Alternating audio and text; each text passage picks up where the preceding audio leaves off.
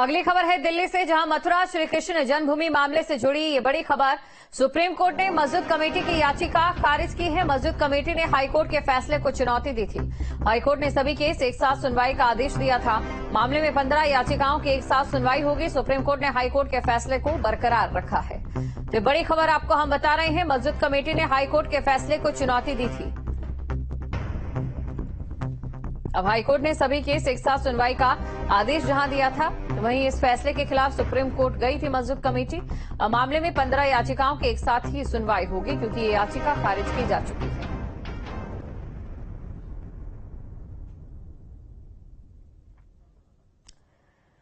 तो दिल्ली से खबर आपको हम बता रहे हैं, मथुरा श्री कृष्ण जन्मभूमि मामले से जुड़ी ये बड़ी खबर है, जहां सुप्रीम कोर्ट ने मस्जिद कमेटी की याचिका खारिज की है।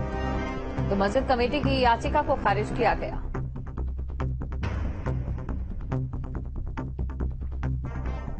देखिए, सबसे मूलभूत बात यह है कि कृष्ण जन्मभूमि से संबंधित 18 मामले इलाहाबाद हाईकोर्ट में इस समय फाइल्ड हैं और वहां पे पेंडिंग है। सीपीसी में ऑर्डर 4A में व्यवस्था है कि कोर्ट सारे मैटर जो एक ही नेचर के हैं उसको साथ में कंसोलिडेट करके उसका ज्वाइंट ट्रायल कर सकती है। कोर्ट ने 18 दिसंबर को सारे पक्षों को सुना था और 11 जनवरी को सारे पक्षों को सुनने के बाद माननीय इलाहाबाद हाईकोर्ट ने सारे 15 मैटर्स को कंसोलिडेट कर दिया ऑर्डर 4A के तहत। इसका मतलब यह है कि सारे 15 मुकदमे साथ चलने थे। ये कोर्ट के लिए भी कन्वीनियंट होता है, पार्टीज के लिए भी कन्वीनियंट होता है, नहीं तो हर केस में अलग अलग डेट पड़ती है। इस आदेश को शाही ईदगाह मस्जिद ने सुप्रीम कोर्ट में चुनौती दी थी और ये कहा था कि ये ऑर्डर गलत है। और साथ ही साथ मैं ये भी बताना चाहता हूँ, शाही ईदगाह मस्जिद ने इलाहाबाद हाईकोर्ट के ऑर्डर के खिलाफ इलाहाबाद हाईकोर्ट में ही रिकॉल एप्लीकेशन फाइल की।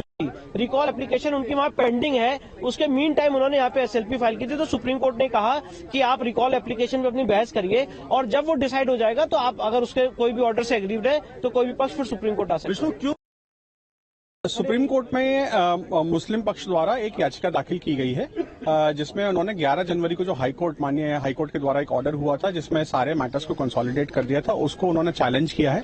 इसी बीच में उन्होंने एक रिकॉल एप्लीकेशन भी हाईकोर्ट में डाल रखी थी, जिसको सुप्रीम कोर्ट ने कहा कि पहले रिकॉल एप्लीकेशन को आप डिसाइड कराएं। उसी बीच में इन्होंने यहाँ सुप्रीम कोर्ट में एक SLP फाइल कर दिया, तो उन्होंने कहा हम SLP को अभी यहाँ नहीं सुनेंगे, आप पहले वो रिकॉल एप्लीकेशन डिसाइड करें। साथ में उनको एक लिबर्टी दे दिया है कि अगर आप रिकॉल के बाद में यहाँ आना चाहें तो आप फ्रेश एप्लीकेशन फाइल कर सकते हैं, लेकिन फिलहाल उनको हाईकोर्ट वापस भेज दिया है। माता साकुमे पीठाधीश्वर भगवंशी आशुतोष पांडे, मुख्यवादी श्री कृष्ण जन्मभूमि बनाम साई मस्जिद का। अच्छा, आज सुनवाई थी, क्या रहा उसमें? आज माननीय सर्वोच्च न्यायालय ने उनकी याचिका खारिज करते हुए कहा है कि जाइए हाईकोर्ट में जाइए, वहीं सुनवाई चल रही है और अच्छे से चल रही है। और ये याचिका वैसे बिना मतलब थी, केवल टाइम बार्ड करने के लिए थी और हिंदू पक्ष को परेशान करने के लिए थी। इनको पता है कि 20 तारीख को वहां पर पूजा की अनुमति के लिए बहुत बड़ी बहस होने जा रही है और 1 अप्रैल को वहां पूजा होगी।